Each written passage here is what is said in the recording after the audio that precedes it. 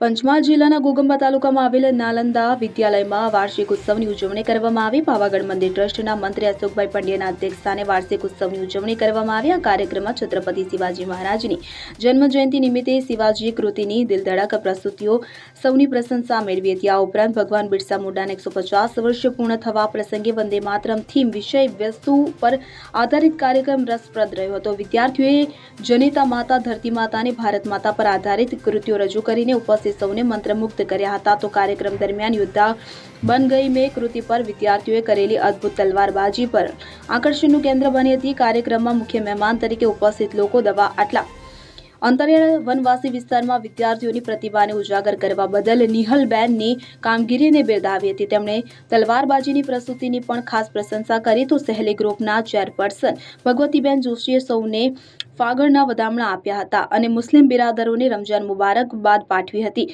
આ કાર્યક્રમનો પ્રારંભ રાષ્ટ્રગાન વંદે માતરમ ગીતથી થયો હતો અને તેનું સમાપન રાષ્ટ્રગીતથી કરવામાં આવ્યું હતું. આ પ્રસંગે ઉપસ્થિત વાલીઓએ સામૂહિક સ્થિતિ જાળવીને રાષ્ટ્રપ્રેમનું ઉત્કૃષ્ટ ઉદાહરણ પૂરું પાડ્યું હતું. બાળકોની સુસુપ્ત શક્તિઓને ઉજાગર કરવા બદલ શિક્ષક મિત્રોને અભિનંદન પાઠવવામાં આવ્યા હતા. કાર્યક્રમને અંતે છાયાબેન પટેલ અને નિરાલીબેન પંચાલ દ્વારા નગરજનોને વાલીઓનો આભાર વ્યક્ત કરવામાં આવ્યો હતો.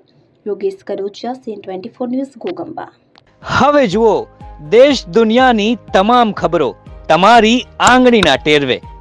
ઉઠાવો મોબાઈલ અને Google Play Store પરથી ડાઉનલોડ કરો અમારી CN24 ન્યૂઝ મોબાઈલ એપ.